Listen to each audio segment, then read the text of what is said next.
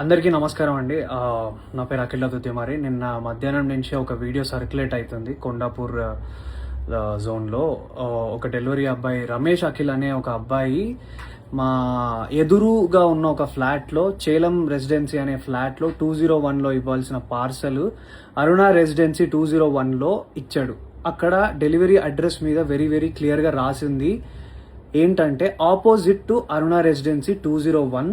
నేను కావాలంటే మీకు ఆ లింక్ ఆ ఫోటో కూడా నేను మీకు పెడతాను. సో అది క్లియర్గా ఉంది. సో మా ఇంట్లో మధ్యాహ్నం పూట ఏంటంటే ఎవరో ఇంట్లో నలుగురిలో ఎవరో ఒకరు ఆర్డర్ చేశారని చెప్పి మా నాన్న ఆ అబ్బాయి వచ్చి డోర్ కొట్టగానే 201 అరుణ రెసిడెన్సీ అనగానే మా నాన్న తీసుకున్నారు.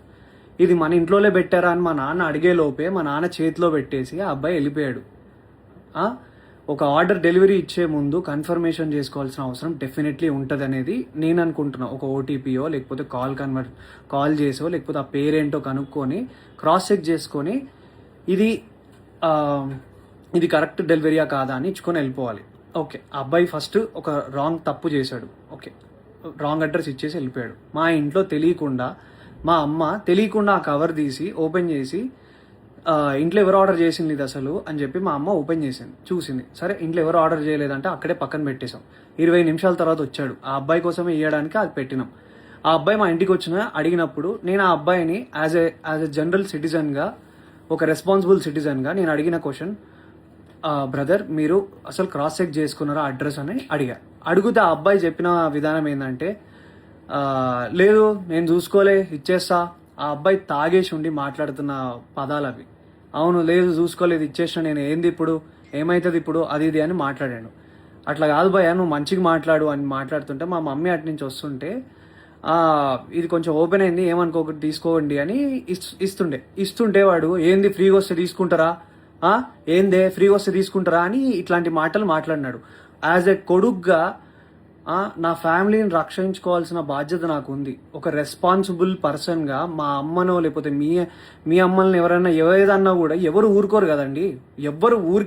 ఎవరి మీదకి నాకేమైనా పిచ్చా, ఆ అబ్బాయితోని నేను గొడవ పడితే నాకేమన్నా వస్తుందా, పోనీ నా కెరియర్కి ఏమైనా హెల్ప్ అవుతుందా, లేకపోతే ఆ అబ్బాయిని నేను హ్యూమిలియేట్ చేసి మాట్లాడితే నాకేం వస్తుంది. నేను ఒకప్పుడు డెలివరీ జాబ్లలో పని చేసుకుంటా ఎదిగి ఈరోజు హీరోగా అయినా ఉన్నాయి. నాకు ఎవ్వరి మీద కావాలని నెగిటివిటీ చేసి ఆ అబ్బాయిని హ్యూమిలియేట్ చేయాల్సిన అవసరం నాకు లేదు. నా సినిమాలో నేను సెల్ఫ్ రెస్పెక్ట్ గురించే చూపించిన. అట్లాంటిది ఒక అబ్బాయి సెల్ఫ్ రెస్పెక్ట్ చేయాలని నేను ఎందుకు అనుకుంటా? ఆ అబ్బాయి మాట్లాడిన విధానం తప్పు.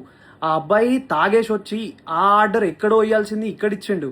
అండ్ ఇదే ఇష్యూ ఏంటంటే, ఇంకో విషయం ఏంటంటే, మా ఎదురింగ్ ఇంట్లో చేలం రెసిడెన్సీలో ఇంట్లో ఉన్న 201 వాళ్ళు ఏంటంటే ఆపోజిట్ అరుణ రెసిడెన్సీ అని పెట్టారు. వాళ్ళ వల్ల ఇది 10th టైం. ఒకసారి కాండమ్ ప్యాకెట్స్ వచ్చినాయి, ఒకసారి సిగరెట్ ప్యాకెట్లు వచ్చినాయి. మీ మమ్మీ మీరు ఫ్యామిలీ ఉన్న వాళ్ళకి సిగరెట్ ప్యాకెట్లు కాండమ్ ప్యాకెట్లు వస్తే మీరు తీసుకోగలుగుతారా? అంటే రాంగ్ అడ్రస్సే డెఫినెట్లీ, బట్ స్టిల్ అది ఎంత ఎంబరేజింగ్ ఉంటుంది అనేది మీకు అర్థమవుతుందా? నా మీద అందరు సోషల్ మీడియాలో నిజమేంటో, నా సైడ్ నుంచి ఉన్న స్టోరీ ఏంటో తెలుసుకోకుండా అందరు నా మీద నెగిటివ్ కామెంట్స్ కొడుతున్నారు. నీకు అంత బలిసిందా, ఇంది చేసినావు, అది చేసినావా, మా పేరెంట్స్ని, నన్ను అందరినీ ఇష్టం వచ్చినట్టు తిట్టి మాట్లాడుతున్నారు కదా బ్రదర్. నేను అదే అడుగుతున్నా, ఒకవేళ మీ ఇంట్లో వాళ్ళ మీదకి నెగిటివ్గా మాట్లాడితే మీరు దాన్ని ఎందుకు చేసినావు, నువ్వు చేసింది తప్పు కదా, నువ్వు రాంగ్ ఆర్డర్ ఇచ్చినావు కదా అని చెప్పి నేను ఆ అబ్బాయిని అడగడానికి వెళ్ళిన. ఆ అబ్బాయి ఆ ఆర్డర్ ఆ అబ్బాయికి ఇచ్చేసినాక కూడా మెట్లు దిగుతూ నా ఫోన్ తీసి నువ్వు హీరో కదా, నేను వైరల్ చేస్తాను, నాకు తెలుసు నువ్వు అది ఇదని మాట్లాడినాడు. చెప్పండి, నేను రెస్పాన్సిబుల్గా ఉండి వద్దు నీ ఆర్డర్ నీకు ఇచ్చేసినాక నువ్వు కిందికి వెళ్ళిపో అని మర్యాదగా అబ్బాయిని వెళ్ళిపో అని చెప్పి నేను అక్కడి నుంచి పంపిస్తుంటే ఆ అబ్బాయి వీడియో తీసి ఫోన్ తీసిండు. మా అమ్మ నాన్న వాళ్ళు తానికి వాళ్ళు భయపడ్డారు. అరే ఏం చేస్తున్నాడు ఇప్పుడిప్పుడే మా మనోడు ఇట్లా వస్తున్నాడు, ఈ అబ్బాయి ఏంది ఇట్లా మాట్లాడుతున్నాడు అని చెప్పి వాళ్ళు టెన్షన్ పడినారు. మీరు చెప్పండి, మీరు ఈ సిచ్యువేషన్ ఉంటే మీరేం చేస్తారు మీరు చెప్పండి. నేనైతే రెస్పాన్సిబుల్గా ఉన్నా. నా మీద జరిగిన ఈ అలిగేషన్ దాని గురించి నేను పోలీస్ వాళ్ళ దగ్గరికి వెళ్ళి మాట్లాడి ఫిర్యాదు చేయడం జరిగింది. సో నేను ఆర్ మా అమ్మ మా నాన్న ఏదైనా తప్పు చేసి ఉంటే definitely we will be sorry for that. నేను కావాలని ఏం వాళ్ళ మీదకి వెళ్ళలేదు. ఆ అబ్బాయి మా అమ్మ మీదకి తప్పుడుగా మాట్లాడిండు, తప్పుడు మాట వదిలిండు, అది కూడా కొంచెం తాగిన మత్తులో ఉన్నాడు. ఆయన ఏ బిల్డింగ్లో ఇవ్వాలో ఏది ఇవ్వకుండా చూసి ఇచ్చిన విధానం బట్టి నేను ఏం మాట్లాడుతున్నావురా నువ్వు, జాగ్రత్తగా మాట్లాడు, నోరు దగ్గర పెట్టుకొని మాట్లాడు అని చెప్పి నేను వాడిని అడ్రస్ చేసిన. వాడిని కొట్టడానికి నేను వెళ్ళలేదు. మీరు చూసిన ఆ వీడియోలో కూడా మా నాన్న నన్ను ఆపడానికి ట్రై చేస్తున్నాడు. దేనికి ఆపడానికి ట్రై చేస్తున్నాడు అంటే వాడు వీడియో తీస్తున్నాడు, వద్దు నాన్న అక్కడికి వెళ్ళకు, నీకేమైనా అయితే ప్రాబ్లం అవుతుందని చెప్పి మా నాన్న చెప్తున్నాడు. నేనేమో మా అమ్మ నాన్న, ఇప్పుడు మనం ఎంత కష్టపడ్డా కానీ ఏమి ఇస్తాం, మన అమ్మ నాన్నకు రెస్పెక్ట్ ఇస్తాం. అట్లాంటిది ఏ సంబంధం లేని అసలు మా ఆర్డర్ కాని దానికి మా ఇంట్లోకి వచ్చి మళ్ళీ బై మిస్టేక్గా 20 నిమిషాల తర్వాత మళ్ళీ వచ్చి దానికి నేను ఆ అబ్బాయి వచ్చి ఇష్టం వచ్చినట్టు ఏందే ఫ్రీ వస్తే తీసుకుంటావా అని మీ ఇంట్లో ఉన్న వాళ్ళని ఎవరినన్నా అంటే మీరు ఊరుకోగలుగుతారా బ్రదర్? మీరు చెప్పండి. నాకు నన్ను ఇన్ని మాట్లాడుతున్నారు కదా, I'm able to take it. నాకు ఓకే, నాకేం ప్రాబ్లం లేదు. తప్పు నాదైతే నేను తలొంచుకొని అబ్బాయికి సారీ చెప్పడానికి నాకు ఏ ప్రాబ్లం లేదు. కానీ ఒక డెలివరీ బాయ్, ఆ అబ్బాయి ఇన్స్టాగ్రామ్ ఓపెన్ చేసి చూడండి, హుక్కా బాటిళ్లతోని ఒక బైక్కి సంబంధించిన నెంబర్ ప్లేట్ లేకుండా, కార్కి సంబంధించిన నెంబర్ ప్లేట్లు లేకుండా ఉన్నారు. అలాంటివి ఫోటోలన్నీ పెట్టుకొని, హుక్కా ఫోటోలు పెట్టుకొని ఇవన్నీ చేస్తున్న అబ్బాయి, ఒక డెలివరీ అబ్బాయి చాలా ఇన్నోసెంట్ అని మాట్లాడుతున్నారు కదా. ఆ అబ్బాయి తాగొచ్చిండో ఏం చేసి వచ్చిండో ఎవరికి తెలుస్తుంది?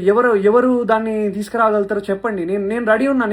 మీరు ఏదంటే అది చేయడానికి నేను రెడీగా ఉన్నా అందరికీ. And once again I request all the media and every one people, నేను ఒక మధ్య తరగతి మిడిల్ క్లాస్ కుటుంబంలో నుంచి వచ్చిన అబ్బాయినే. నేను డెలివరీలు చేసుకొని బతికే వచ్చిన. అట్లాంటి మా అమ్మ మా నాన్న డెలివరీ అబ్బాయిలు వస్తే మజ్జిగిచ్చి పండ్లిచ్చి పంపించిన రోజులు కూడా ఉన్నాయి. మా అమ్మను ఒక మాట అన్నారు, అది తప్పు, అబ్సల్యూట్లీ తప్పు. అది అలా అనడం ఏది కూడా కరెక్ట్ కాదు. అండ్ ఒక సైడ్ డెలివరీ అబ్బాయి నా మీద ఊసింది, నా మీద అన్ని అలిగేషన్స్ చేస్తున్నారు కదా. సీసీటీవీ ఫుటేజ్ ఉంటుంది కదండి, ఆ సీసీటీవీ ఫుటేజ్ తీసుకోండి. సీసీటీవీ ఫుటేజ్ తీసుకోండి, అది కూడా చూసుకొని అప్పుడు మీరు మీడియాలో సర్క్యులేట్ చేయండి. అఖిల్ నిజంగా బలుపెక్కి కొట్టుకుంటున్నాడా అని అప్పుడు వేయండి సార్ మీరు స్టేట్మెంట్లు. అప్పుడు వేయండి సార్ మీరు ఇలాంటి మాటలన్నీ ట్విట్టర్లో మాట్లాడుతున్న ప్రతి మాటలు. ఇప్పుడు కాదు కదా సార్, ఇది తప్పు కదా. ఒక విషయాన్ని కరెక్ట్గా అది నిజమా కాదా అని తెలుసుకున్నాక ఒక ఆరోపణ వేయండి సార్. నేను 100% తప్పు చేస్తే నేను ఆరోపణ తీసుకోవడానికి నేను రెడీగా ఉన్నా. కానీ నేను తప్పు చేయకపోతే నా ఇన్స్టాగ్రామ్లో అండ్ నన్ను డీఫేమ్ చేయడానికి ట్రై చేస్తున్న అందరికీ ఏం ఆన్సర్ చేస్తారు సార్?